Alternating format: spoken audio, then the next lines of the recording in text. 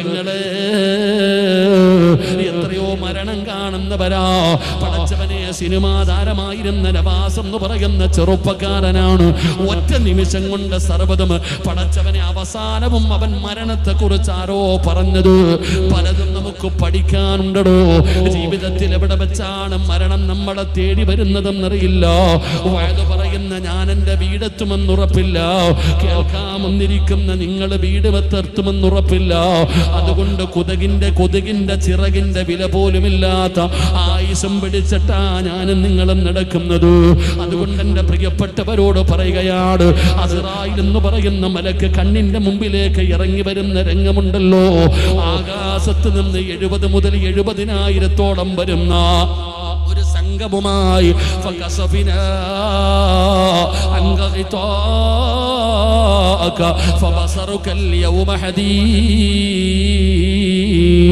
ആകാശലോകത്ത് നിന്ന് 70,000 വരുന്ന ഒരു സൈന്യവുമായി അസ്റായിൽ നിന്റെ കണ്ണിന്റെ മുമ്പിലേക്ക് ഇറങ്ങി വരുമ്പോ ആ രംഗം മനോഹരമാക്കടാ ചെറുപ്പക്കാരാ. അല്ലാഹുവിന്റെ മലക്കുകൾ വന്നിട്ട് നിന്നോട് പറയണം, ഇന്നല്ലദീന ഖാലൂ റബ്ബുനല്ലാഹ് സുമ്മ ഇസ്തഖാമൂ തതനസ്സലു അലൈഹിമുൽ മലായിക അല്ലാ തഖാഫൂ വലാ തഹ്സനൂ വഅബ്സിറൂ ബിൽ ജന്നാ. എന്തിനാ പേടിക്കുന്നത്? എന്തിനാ വിഷമിക്കുന്നത്? എന്തിനാ സങ്കടപ്പെടുന്നത്? വഅബ്സിറൂ ബിൽ ജന്ന, ഇതാണടാ സ്വർഗ്ഗം. കാണടാ ചെറുപ്പക്കാരാ, ഉമ്മമാരെ, കാണുമ്മമാരെ, വഅബ്സിറൂ ബിൽ ജന്ന. മലക്കുകൾ ഇങ്ങനെ സ്വർഗ്ഗം കാണിച്ചു തരികയാണ്. അവര് പറയുന്നു, ലാ ഇലാഹ ഇല്ലല്ലാഹ് എന്ന് പറഞ്ഞുകൊണ്ട് ലോകത്തോട് വിട പറയാ പരിശ്രമിക്കൂ. അതുകൊണ്ട് അൽഹംദുലില്ലാഹ്, അവസാനം നന്നാക്കാനാ, അവസാനം മനോഹരമാക്കാനാ ശൈഖുനാ അത്തിപ്പറ്റ ഉസ്താദിന്റെ അവസാനം ഞാൻ പറയേണ്ടതില്ലടോ. നിങ്ങൾ ഓരോരുത്തരും അനുഭവസ്ഥരാണ്. ഞാൻ ജീവിച്ചിരുന്നപ്പോ എന്റെ മരണപ്പെട്ടു പോയ സഹോദരനുമായി ഒരു ദിവസം രാവിലെ സുബഹി നമസ്കാരത്തിന്റെ സമയത്താണ് ശൈഖുനയെ കാണാമെന്നത്. ഇന്നും എന്റെ മനസ്സിൽ ഓർമ്മയുണ്ടോ സഹോദരാ? ഇന്നും എന്റെ മനസ്സിൽ ഉസ്താദ് ഓർമ്മയുണ്ട്. എന്റെ ജീവിതത്തിൽ ഞാൻ കണ്ട മഹാനാ സഹോദരാ, കണ്ടവരെ കുറിച്ച് അനുഭവം കുറിച്ച് പറയുകയാണ്. എന്റെ ജീവിതത്തിലെ സ്വന്തം അനുഭവമാ ഞാൻ പറഞ്ഞത്. ആ ഉസ്താദിന്റെ മരണം നമുക്ക് സമ്മാനിച്ചത് വല്ലാത്ത ഒരു അത്ഭുതമായിരുന്നു. അതേ വഴിയിലാണ് മക്കളും സഞ്ചരിക്കുന്നത്. അവർക്കൊന്നും വേണ്ടടോ, അവര് ദുനിയാവിന്റെ ഒന്നും ആഗ്രഹിക്കുന്നില്ലടോ.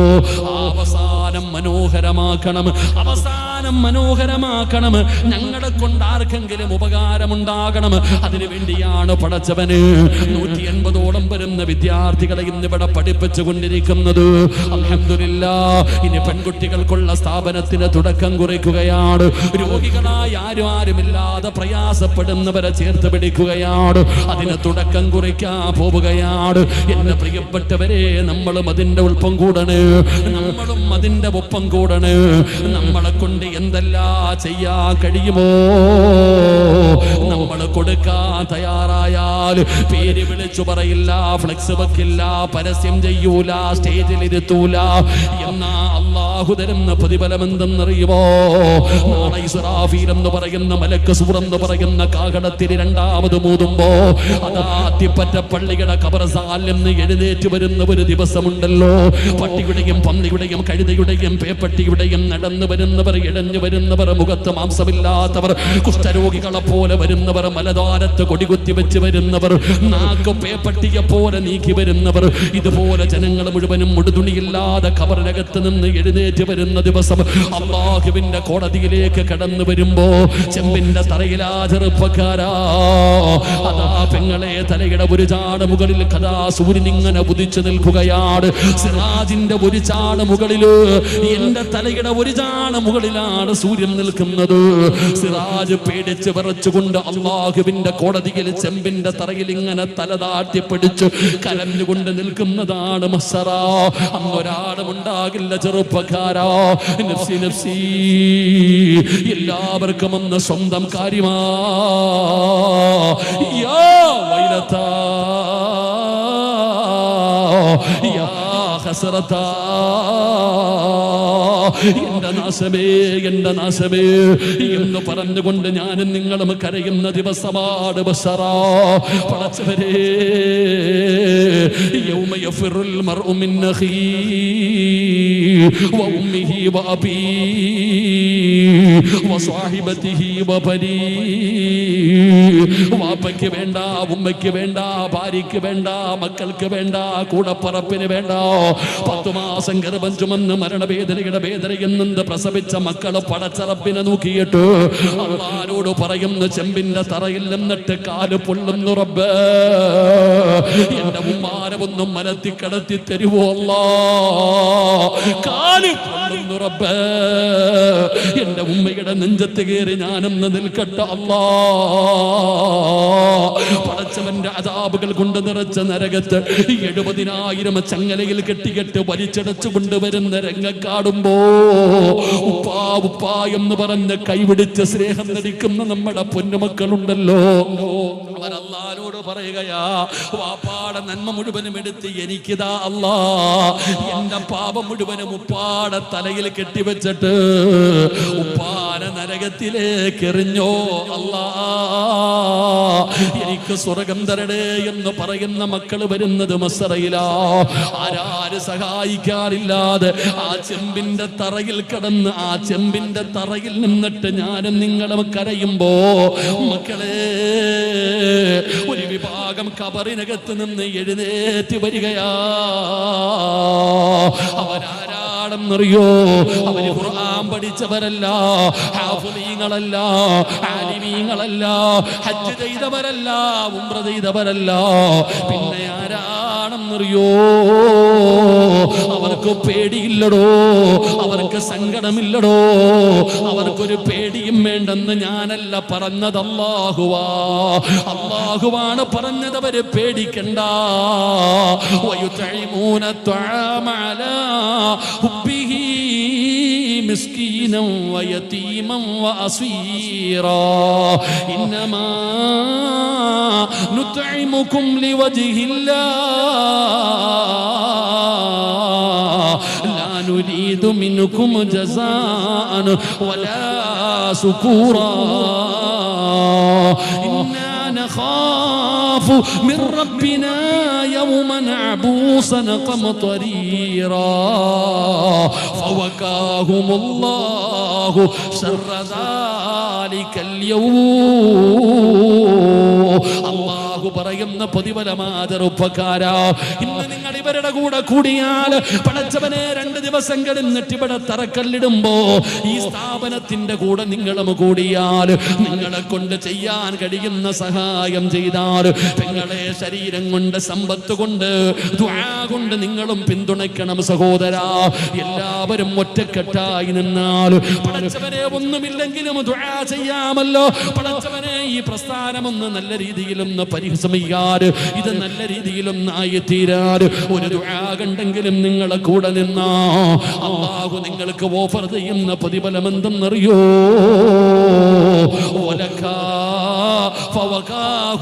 ഫവഖാഹുമുല്ലാഹു ശർറ ദാലികൽ യൗം. ഏറ്റവും ശർറായ ദിവസമുണ്ടല്ലോ, അത് മസ്സറയാടാ ചെറുപ്പക്കാരാ, അത് മസ്സറയാ പെങ്ങള്. നാള് പോലും തിരിഞ്ഞു നോക്കാറില്ലാത്ത അള്ളാന്റെ മസ്സറയാ സഹോദരങ്ങള്. അവിടെ നീ പേടിക്കണ്ട സഹോദരാ, അവിടെ നിങ്ങൾ ഭയപ്പെടണ്ടടോ, അവിടെ നിങ്ങൾ പേടിക്കണ്ട. അള്ളാഹു പറയുകയാണ്, ഫവഖാഹുമുല്ലാഹു ശർറ ദാലികൽ യൗം.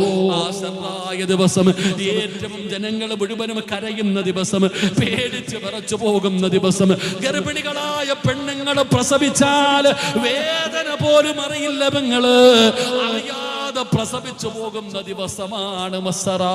കുഞ്ഞുങ്ങളുടെ മുടി പോലും പേടിച്ചിട്ട് നരച്ചു പോകുന്ന ദിവസമാണ് മസ്സറ. ആ പരലോകം നന്നാക്കണേ അല്ലാ, ആ പരലോകം നന്നാക്കണേ അല്ലാ. അല്ലാഹു ആ പരലോകം നന്നാക്കി നന്നാക്കി തരുമാറാകട്ടെ.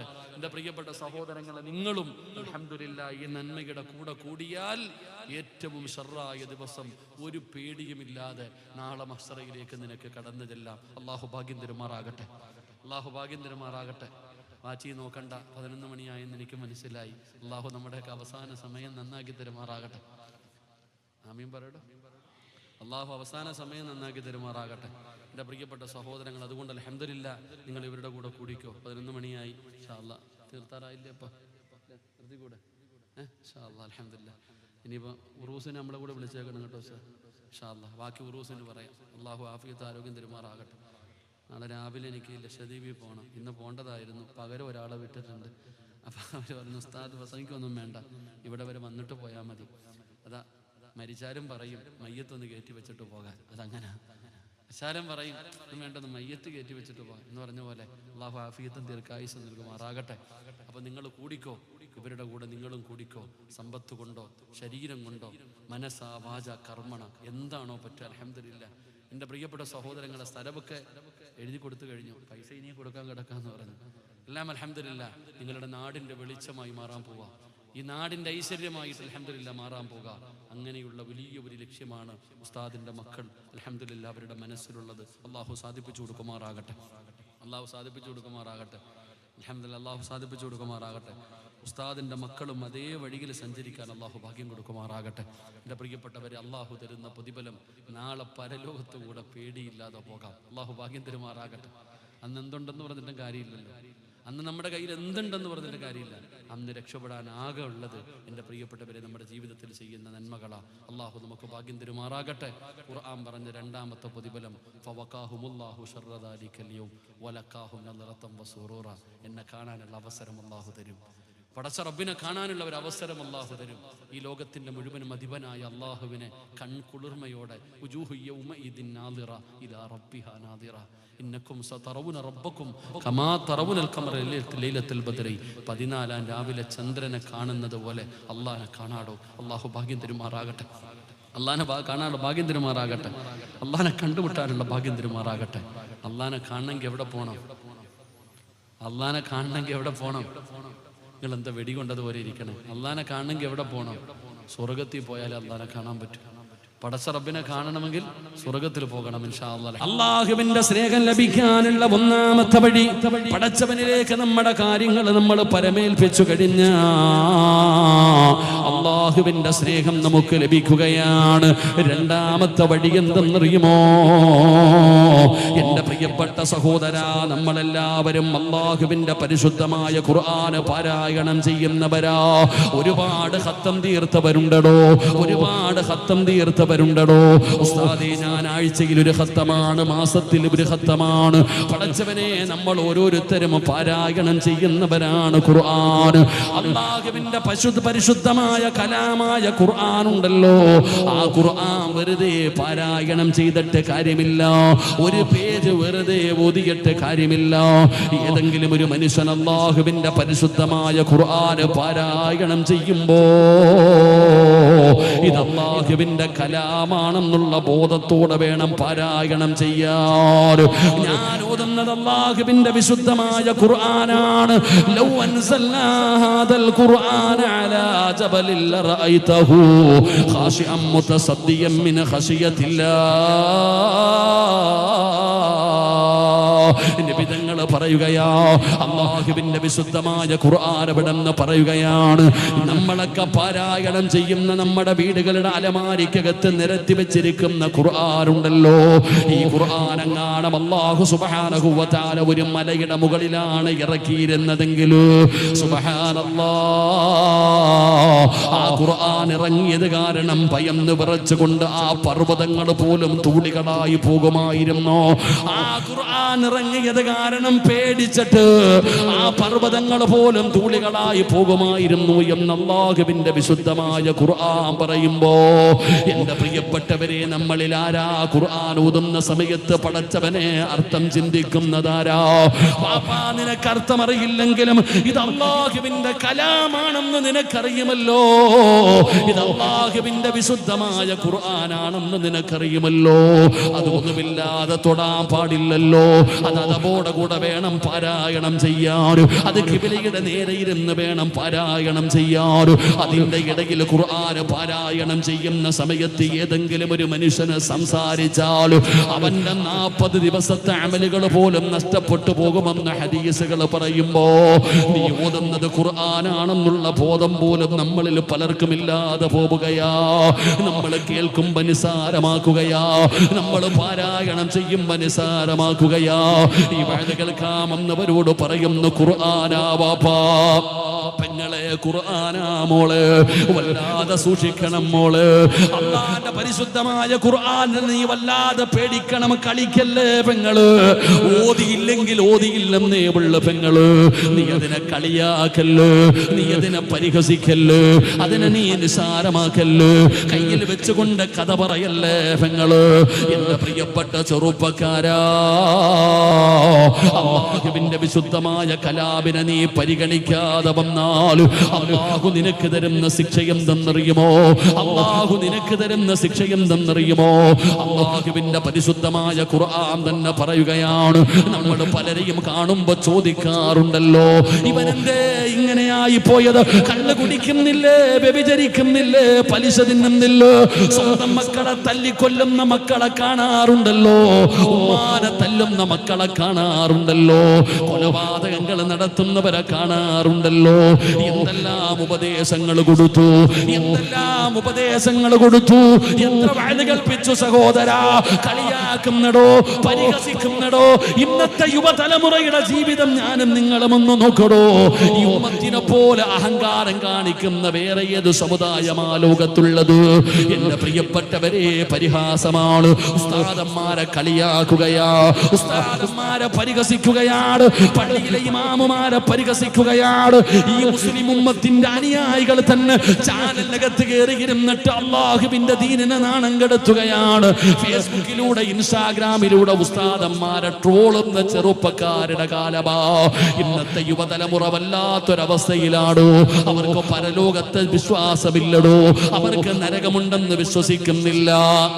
നമ്മൾ പേടിക്കേണ്ട ഒരു കാര്യമാണ്. കള്ളം, കഞ്ചാവും, മയക്കുമരുന്നും മാത്രമല്ല, എല്ലാവരും കള്ളിനെ കുറിച്ച് പറയുന്നു, കഞ്ചാവുകളെ കുറിച്ച് പറയുന്നു, ലഹരിക്കെതിരെ പ്രതിജ്ഞയെടുക്കുന്നു. പള്ളികളും മദ്രസകളും പോലും പടച്ചവനെ ലഹരിക്കെതിരായ ഉപയോഗത്തിന്റെ ഭവിഷ്യത്തുകളെ കുറിച്ച് പറഞ്ഞു കൊടുക്കുന്നു. എല്ലാവരും അതിന്റെ പുറകിൽ നടക്കുമ്പോ അതിനേക്കാളും വലിയ ഒരു നാശം നീ ഉമ്മത്തിനെ തേടി വന്നിരിക്കുകയോ. അതിനേക്കാളും വലിയ ഒരു നാശം നമ്മുടെ വീടുകളിൽ കടന്നു വന്നടോ. നാശം ഏതെന്നറിയുമോ? നമ്മുടെ മക്കൾക്ക് ഇന്ന് പടച്ചവനെ മരണത്തിന് ശേഷമുള്ള ജീവിതത്തിൽ വിശ്വാസമില്ല. വിശ്വാസപരമായി നമ്മുടെ മക്കൾ ഒരുപാട് പിന്നോട്ടാ സഹോദരാ. മരണത്തിന് ശേഷമുള്ള ജീവിതത്തെ കുറിച്ച് നിന്റെ മക്കൾക്ക് വിശ്വാസമുണ്ടോ? നരകത്തെ കുറിച്ച് വിശ്വാസമുണ്ടോ? സ്വർഗത്തെ കുറിച്ച് വിശ്വാസമുണ്ടോ? ഓരോ വാഴും കേട്ട് ഫർദയും ഹിജാബും പിടിച്ച് കയ്യിലെ തസ്ബീഹും പിടിച്ച് നടന്നാ മാത്രം പോരാ പെങ്ങള്. മക്കളെ കുറിച്ച് പഠിക്കണം സഹോദരിമാര്. ഞാൻ നിങ്ങളെ വെറുതെ കളിയാക്കിയതല്ല, ഞാൻ നിസാരമായി പറഞ്ഞതല്ല. ഈ വഅദ കേൾക്കാമെന്നിരിക്കുന്ന താടിയുള്ള തഴമ്പുള്ള ഹജ്ജ് ചെയ്താ നിസ്കരിക്കുന്ന ഉപ്പയോട് ഞാൻ ചോദിക്കട്ടെ, ഉമ്മയോട് ചോദിക്കട്ടെ, ഇന്ന് വഅദ കഴിഞ്ഞ് തിരിച്ചു നീ നിന്റെ വീട്ടിലേക്ക് കടന്നു ചെന്നു, നിന്റെ മക്കളെ വിളിച്ചെടുത്തിരുത്തുകയാണ്. എന്നിട്ട് നീ സ്വർഗത്തെ കുറിച്ച് പറഞ്ഞു കൊടുക്കുകയാണ്. പാലരുവികളും തേനരുവികളും ഒഴുകുന്ന പടച്ച റബ്ബിന്റെ സ്വർഗമുണ്ടല്ലോ. മക്കളെ, സ്വർഗത്തെ കുറിച്ച് ഉമ്മ തന്റെ മക്കളോട് പറഞ്ഞു കൊടുക്കുകയാണ്. അല്ലാഹുവേ, ഒരു മനുഷ്യനും ചിന്തിക്കാൻ കഴിയാത്ത ലഹും ജന്നാതുൻ തജ്രീ മിൻ തഹ്തിഹൽ അൻഹാർ, പാലരുവികളും തേനരുവികളും ഒഴുകുന്ന പടച്ച റബ്ബിന്റെ സ്വർഗമുണ്ടല്ലോ. അവിടെ കഷ്ടപ്പാടില്ല, ദുരിതമില്ല, പ്രയാസമില്ല, രോഗമില്ല, കഷ്ടപ്പാടില്ല. അവിടെ സന്തോഷമാ സഹോദരാ. അതിലുണ്ട് മുന്തിരി തോട്ടവും റുമ്മാനും, രസമുള്ളതാ കദളിപ്പഴം തിന്നാനും, താരാട്ടുപാടാൻ തോഴിമാർ പലരുണ്ട്, കൈമുട്ടുവാൻ ചില ദാസിമാർ വരവുണ്ട്. മണിയില്ല റബ്ബേ വാങ്ങുവാനാ വീട്, കൊതിയുണ്ട് വല്ലാതെപ്പോഴും അതിനോട്, അതിലേക്കു നീയൊരു പാസുതാമന്നാനേ, അതു നിന്റെ പക്കൽ മാത്രമാഹന്നാനേ. നമ്മുടെ ജീവിതത്തിന്റെ ഏറ്റവും വലിയ അഭിലാഷമാണ് സ്വർഗം. ആ സ്വർഗത്തിന് വേണ്ടിയാണോ നമ്മൾ കഷ്ടപ്പെടുന്നത്? ആ സ്വർഗത്തിന് വേണ്ടിയല്ലേ ഉറക്കമിടിച്ച് ഇവിടെ വന്നിരിക്കുന്നത്?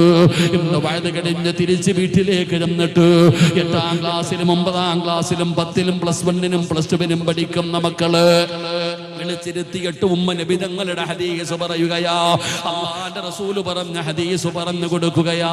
മോനെ, അല്ലാഹുവിന്റെ റസൂൽ പറയുന്നു, ഇന്ന ഫിൽ ജന്നത്തിൽ ശജറ, സ്വർഗ്ഗത്തിലൊരു മരമുണ്ട്, സ്വർഗ്ഗത്തിലൊരു തണൽ വൃക്ഷമുണ്ട്.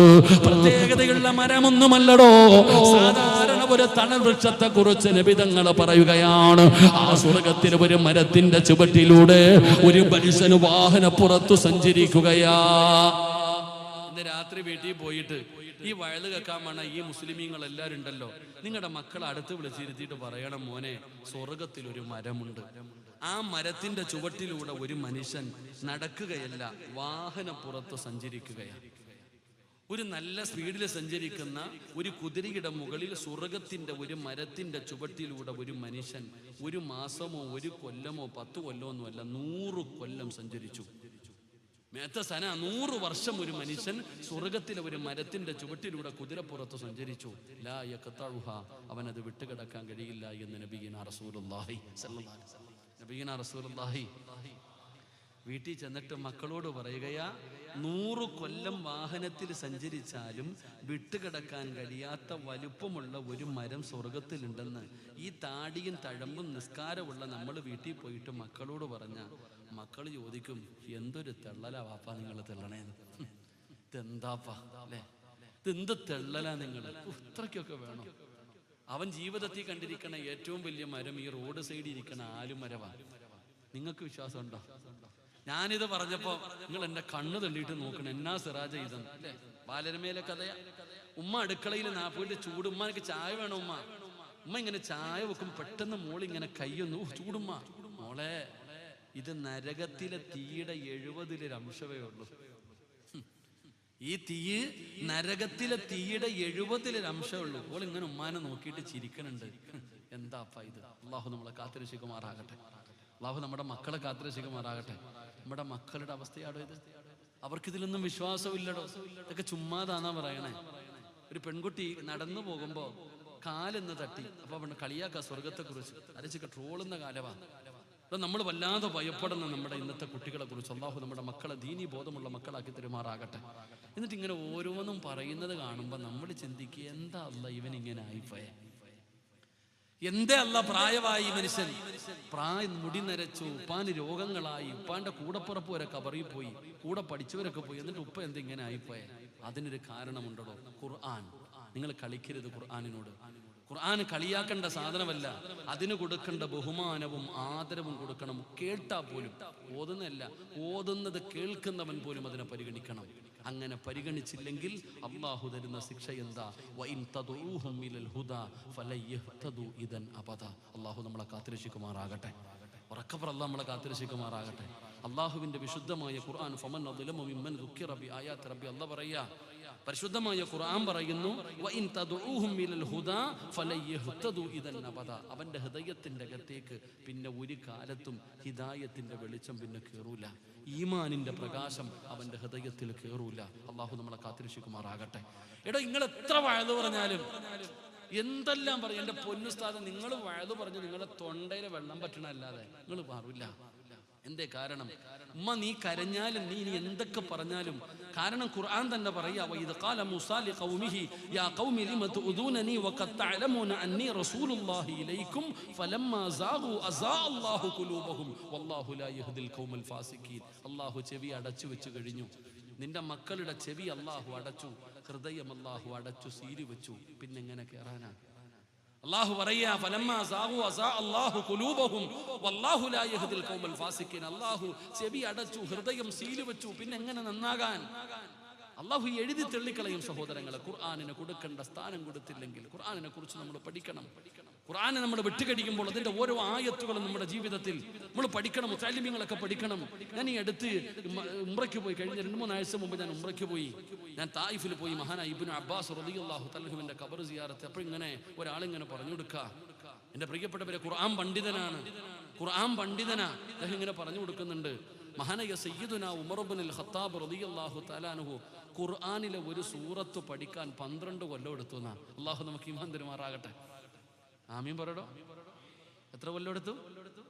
ഖുർആനിലെ ഒരു സൂറത്തിന്റെ അർത്ഥം പഠിക്കാൻ. ഞാൻ നോക്കുമ്പോൾ ഒരു തമിഴ്നാട്ടുകാരൻ ഇങ്ങനെ ഉംറയ്ക്ക് കൊണ്ടുവന്നവർക്ക് പറഞ്ഞു കൊടുക്കുക, ഉമർ ഇബ്നുൽ ഖത്താബ് റളിയല്ലാഹു തആല അൻഹു ഖുർആനിലെ ഒരു സൂറത്തിന്റെ അർത്ഥം പഠിക്കാൻ 12 കൊല്ലം എടുത്തു. ഞാൻ ജീവിതത്തിൽ മൊത്തവും പഠിച്ചത് 12 കൊല്ലം. അല്ലെ ചോദിക്കേ? ഇന്നത്തെ ഉസ്താദ് നമ്മളൊക്കെ 7 വർഷം 8 വർഷമൊക്കെ അല്ലേ? 8 വർഷം നമ്മളൊക്കെ, ഞാൻ ഹിഫ്ള് ഉൾപ്പെടെ പഠിച്ചത് 12 കൊല്ലം. ഉമർ തങ്ങൾ ഖുർആനിലെ ഒരു സൂറത്ത് പഠിക്കാനെടുത്ത കാലമാണ് ഞാൻ മൊത്തവും പഠിക്കാനെടുത്ത്. എൻ്റെ ഇൽമ അത്രേ ഉള്ളൂ. അള്ളാഹു മരിക്കോളം ഇൽമ പഠിക്കാൻ ഭാഗ്യം തരുമാറാകട്ടെ. അപ്പൊ നമ്മൾ അത്രത്തോളം ഖുർആനിനെ കുറിച്ച് പഠിക്കാനുണ്ടെന്ന് മനസ്സിലാക്കേണ്ടത്. എൻ്റെ പ്രിയപ്പെട്ട സഹോദരങ്ങളെ, ഞാൻ പറഞ്ഞു വന്നത്, ഖുർആൻ കേട്ടാൽ ഏത് മനുഷ്യൻ്റെയും ജീവിതത്തിൽ മാറ്റം വരും. ഇവിടെ അത്രയ്ക്ക് ലഹരിയാണോ ഖുർആൻ. അബൂജഹലും ഉത്തുബത്തും ഷൈബത്തും രാവിലെ മുഴുവനും പറയും, മുഹമ്മദ് ഖുർആൻ ഓതുന്നത് നിങ്ങൾ കേൾക്കരുത്, എവിടെങ്കിലും നിന്ന് ഓതുന്നത് കേട്ടാ ചെവി കൈവച്ചുകൊണ്ട് പോകണം. എന്നാൽ ഒരു ദിവസം രാത്രി നോക്കുമ്പോൾ നബിതങ്ങളുടെ വീടിൻ്റെ പരിസരത്ത് നിന്ന് നബിതങ്ങൾ ഖുർആൻ ഓതുന്നുണ്ട്. ഇങ്ങനെ നബിയുടെ വീടിൻ്റെ അടുത്ത് നിന്ന് രാത്രി ഇങ്ങനെ നോക്കുമ്പോൾ അബൂജഹലും ഉത്തുബത്തൊക്കെ പരസ്പരം കണ്ടു.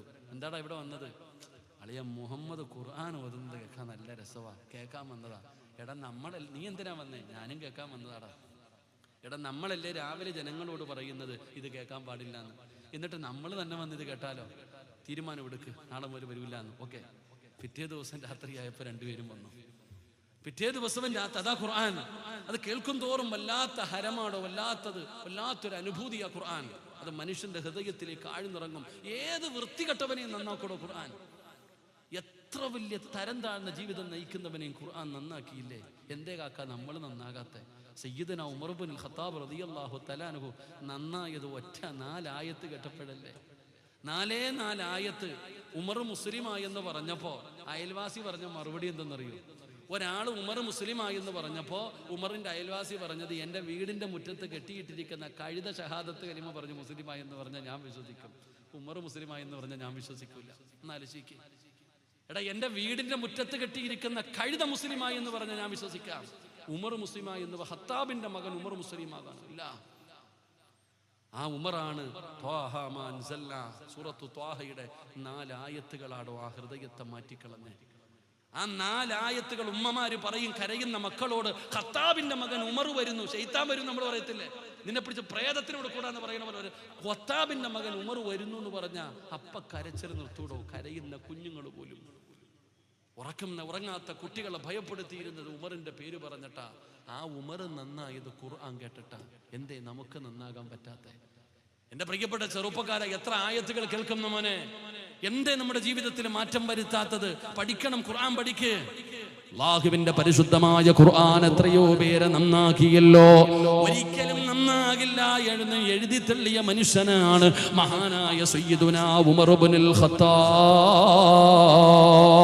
ആ ഉമറാണ് നബി തങ്ങളെ വെട്ടിക്കൊല്ലാൻ ഉരിപ്പിടിച്ച വാളുമായി കടന്നു പോകുമ്പോ ഒരാൾ പറഞ്ഞു, ഉമറെ, മുഹമ്മദിനെ കൊല്ലുന്നത് വരട്ടെ, ആദ്യം പോയിട്ട് സ്വന്തം വീട് നന്നാക്കടാ, നിന്റെ പെങ്ങള് മുസ്ലിമായിരിക്കുകയാണ്. ഉമറിന് സഹിക്കാൻ കഴിയുന്നില്ല. വീട്ടിലേക്ക് കടന്നു ചെല്ലുമ്പോ തന്റെ സഹോദരി ഫാത്തിമയും ഭർത്താവും ഖുർആൻ പാരായണം ചെയ്യുകയാ. അവിടുന്ന് സൂറത്ത് ത്വാഹ പഠിച്ചുകൊണ്ടിരിക്കുകയാണ്. വീടിന്റെ അകത്ത് കയറി ചെന്ന് തന്റെ പ്രിയപ്പെട്ട പെങ്ങളെ എടുത്ത് തല്ലിച്ചതയ്ക്കുകയാണ്. ശരീരത്തിലൂടെ രക്തം ഇങ്ങനെ ഒഴുകുകയാണ്. അല്ലാഹുവേ, രക്തത്തിൽ കുളിച്ചിരുന്ന് കരയുന്ന കൂടപ്പറപ്പിനെ കണ്ടപ്പോ ഉമർ തങ്ങൾ പതറിയടോ. സഹോദരിയാണല്ലോ, ഒരൽപ്പ നിമിഷത്തേക്ക് അവിടെ നിന്ന് പരാജയപ്പെട്ടു പോയടോ. അവിടെ നിന്ന് ചോദിക്കുന്നു, ഫാത്തിമ, ഞാൻ ഇവിടേക്ക് വരുമ്പോ നീ എന്തോ പാടുന്നത് കേട്ടല്ലോ ഫാത്തിമ, എനിക്കും ആ പാട്ടൊന്ന് പാടിത്തരുമോ? അവിടെന്ന് പറഞ്ഞു, പാട്ടല്ല ഉമറേ, അത് അല്ലാഹുവിന്റെ കലാമാ. പോയി ശുദ്ധിയായിട്ട് വാ.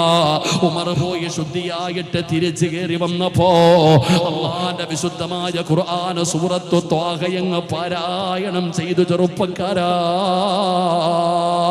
കാട്ടാളനായ ഉമറിന്റെ കണ്ണ് നിറഞ്ഞു പോയടോ. ഇലാ ഹദ്റത്തി റസൂലില്ലാഹ്, അല്ലാഹുവിന്റെ പ്രവാചകന്റെ ചാരത്തേക്ക് ഉമർ വരുന്നെന്ന് കേട്ടപ്പോ സഹാബത്ത് പതറിയടോ. സഹാബാക്കളിൽ പലരും പതറിപ്പോയടോ.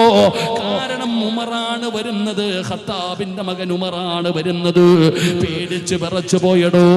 എന്നാൽ ആ ഉമറിനെ അതാ മഹാനായ സയ്യിദുനാ ഹംസ റളിയല്ലാഹു തആല അൻഹു അവിടുന്ന് തടഞ്ഞു നിർത്തുകയാണ്.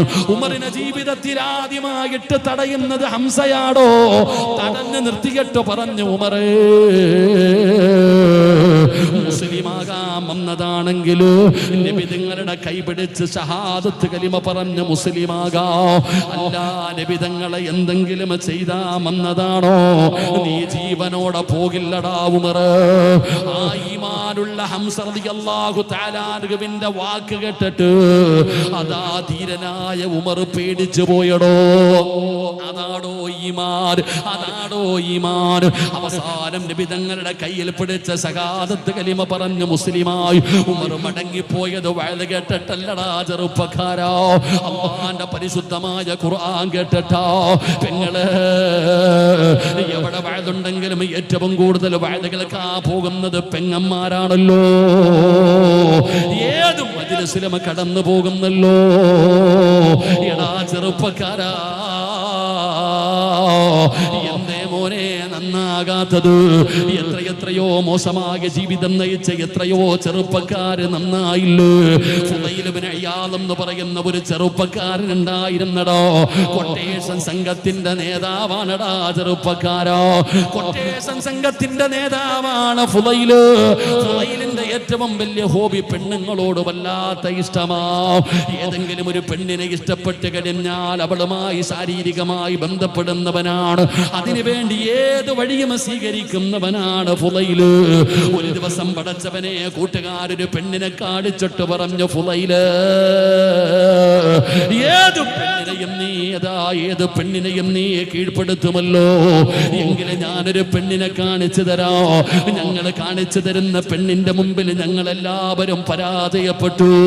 നിനക്ക് പറ്റുമെങ്കിൽ നീ അവളെയൊന്ന് പരാജയപ്പെടുത്തു, എങ്കിലും ഞങ്ങൾ ധീരനാണെന്ന് സമ്മതിക്കാ. പടച്ചവനെ, ഫുളൈൽ ഇബ്നു ഇയാദ് എന്ന് പറയുന്ന ചെറുപ്പക്കാരൻ ഒരു സ്വാലിഹത്തായ പെണ്ണിനെ കാണിച്ചു കൊടുക്കുകയാ. ആ പെണ്ണിന്റെ പുറകെ നടക്കുകയാ. എന്തെല്ലാം ചെയ്തിട്ടും ആ പെണ്ണ് പെടന്ന് വഴിപ്പെടുന്നില്ല. അവസാനം പടച്ചവനെ നാണക്കേടായി. എങ്ങനെയെങ്കിലും അവളെ പരാജയപ്പെടുത്തണമല്ലോ. ആരുമില്ലാത്ത സമയത്ത് ആ പെണ്ണിന്റെ വീടിന്റെ അകത്തേക്ക് അതിക്രമിച്ച് കയറുകയാണ്. എന്നിട്ട് ആ പെണ്ണിനെ ബലാത്സംഗം ചെയ്യാ പോകുമ്പോ ആ പെണ്ണ് കിടന്ന് കരയുകയാണ്. ആ പെണ്ണ് കിടന്ന് എന്നെ ചെയ്യല്ലേ, എന്നെ ഒന്നും ഉപദ്രവിക്കല്ലോ എന്ന് പറഞ്ഞുകൊണ്ട് ആ പെണ്ണ് വല്ലാതെ നിലവിളിക്കുന്നുണ്ട്. എന്തെല്ലാം ചെയ്തിട്ട് കാട്ടാളനായ ഫുളൈലിന് മാറ്റം വരുന്നില്ല. അപ്പോഴാണ് സുബ്ഹാനല്ലാഹ് നിലവിളിച്ചു കൊണ്ടിരുന്ന പെണ്ണ്, തട്ടിത്തറപ്പിച്ചു കൊണ്ടിരുന്ന പെണ്ണ് ഒരല്പനേരത്തേക്ക് കയ്യും കാലും അനക്കുന്നില്ല. ആ പെണ്ണങ്ങ് നിശബ്ദമാവുകയാണ്. ആ പെണ്ണങ്ങ് നിശബ്ദമാവുകയാണ്. ഫുളൈലിന്റെ മുഖത്ത് നോക്കിയിട്ട് ആ പെണ്ണിങ്ങനെ കരയുകയാ. ഫുളൈല് ചോദിച്ചു, പെണ്ണെ സമ്മതിച്ചതാണോ?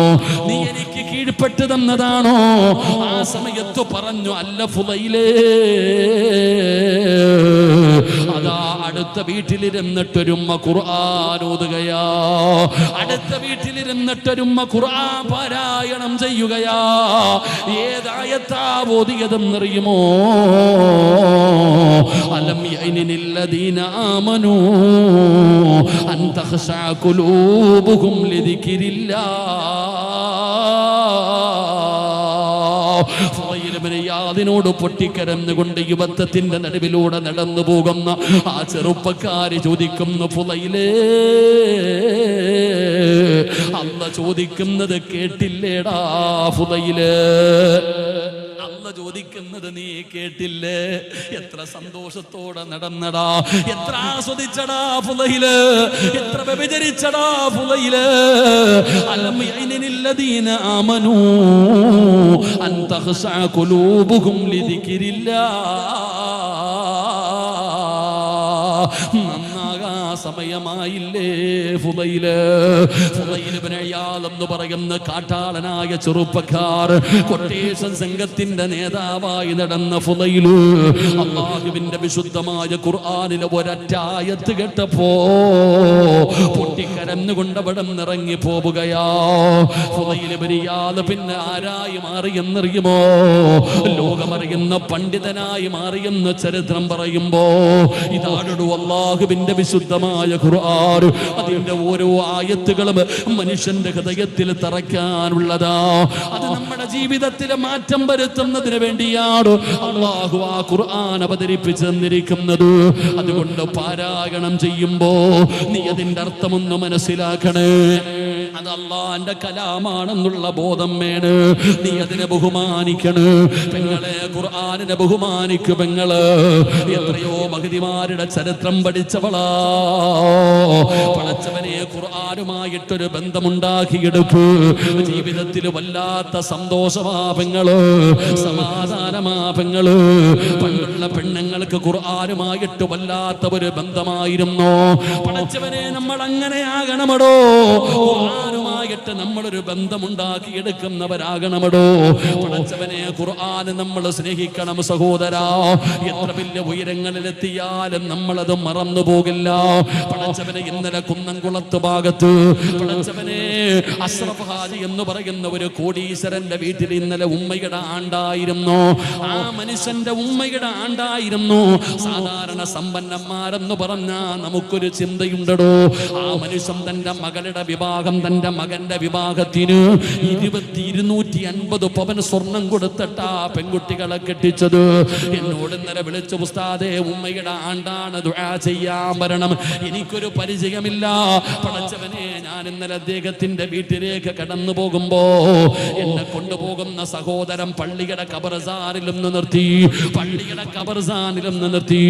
എന്നിട്ട് പറഞ്ഞു, ഉസ്താദേ ഈ മതിലിന്റെ പുറത്തു കിടക്കുന്നതാണ് അദ്ദേഹത്തിന്റെ ഉമ്മയുടെ ഖബർ. സഹോദരാ, കണ്ടപ്പോ വല്ലാത്ത അത്ഭുതം തോന്നിയടോ.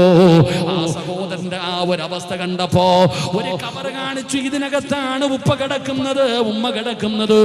ഞാൻ പെട്ടെന്ന് ചോദിച്ചു, എന്തേ ഇങ്ങനെ പന്തല് കെട്ടിക്കിട്ടിരിക്കുന്നത്, സീറ്റ് കെട്ടിക്കെട്ടി ഇങ്ങനെ മറച്ചു വെച്ചിരിക്കുകയാണ്?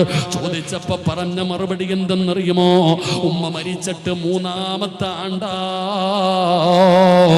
ഇന്ന് വരെ ഒരു ദിവസം പോലും ഖുർആൻ ഓതിയത് മുടക്കിയിട്ടില്ല. 3 വർഷമായിട്ട് ഒരു ദിവസം പോലും മുടങ്ങാതെ ആ ഉമ്മാടെ ഖബറിന്റെ ചാരത്ത് 5 വഖത്ത് നിസ്കാരത്തിലും 3 വഖത്ത് നിസ്കാരത്തിൻ സമയത്ത് ആ ഉമ്മാടെ ഖബറിന്റെ ചാരത്ത് അതാ 3 കൊല്ലമായിട്ട് മുടങ്ങാതെ ഖുർആൻ ഓതുകയാ. പടച്ചവനെ എന്തൊരു അത്ഭുതമെന്നറിയുമോ? ശൈഖാദ് പള്ളിയിൽ ചെല്ലുമ്പോ നമ്മൾ കാണാറുണ്ട് അവിടെ ഇങ്ങനെ ഖുർആൻ പാരായണം ചെയ്യുന്നത്. 3 കൊല്ലമായിട്ട് പടച്ചവനെ ഉമ്മയുടെ ഖബറിന്റെ ചാരത്ത് ഒരു ദിവസം പോലും മുടങ്ങാതെ പടച്ചവനെ പന്തല് കെട്ടിയിട്ട് ഖുർആൻ പാരായണം നടക്കുകയാ. ചോദിച്ചപ്പോ പറഞ്ഞത്, റബ്ബേ ആ പള്ളിക്കാട്ടിൽ കിടക്കുന്ന ഖബറാളികൾ എത്ര ഭാഗ്യവാന്മാരാടോ. ഖുർആനിനോട് വല്ലാത്ത സ്നേഹമാടോ. ചിലർക്ക് ഖുർആനിനോട് വല്ലാത്ത സ്നേഹമാ. അല്ലാഹുവേ, ആ മാതാപിതാക്കളുടെ ഖബർ സ്വർഗമാക്കണേ അല്ലാ. മരിച്ചുപോയ മാതാപിതാക്കളുടെ ഖബറിന്റെ ചാരത്ത് പോയി ഒരു ഫാത്തിഹ പോലും ഓതാൻ സമയമില്ലാത്ത മക്കളുടെ കാലത്താ പണം വരുമ്പോ, അധികാരം വരുമ്പോ, സ്ഥാനമാനങ്ങൾ വരുമ്പോ മക്കളെ മറന്നു പോകുന്നവര് പഠിക്കേണ്ട ചരിത്രമാണോ? നിങ്ങളുടെ പരിസരമല്ലേ ആർക്ക് വേണമെങ്കിലും പടച്ചവനെ കോക്കൂരെന്ന് പറയുന്ന സ്ഥലം ഇവിടെ അടുത്താണല്ലോ, ആർക്ക് വേണമെങ്കിലും പോയി കാണാമടോ. ഞാൻ പറഞ്ഞത് ഖുർആനുമായിട്ടൊരു ബന്ധമുണ്ടാക്കിയെടുക്കൂ. ജീവിതത്തിൽ മാറ്റം വരണേ. പെങ്ങളെ, സിനിമയും സീരിയലും ആവശ്യമില്ലാത്ത പരിപാടികളൊക്കെ മാറ്റിവെച്ചിട്ട് അല്ലാഹുവിന്റെ ഖുർആനിലേക്ക് മടങ്ങിക്കോ. സീരിയലിന്റെ നടിമാരെ മുഴുവനും കളയൂ, സിനിമാ താരങ്ങളെ മുഴുവനും കളയൂ.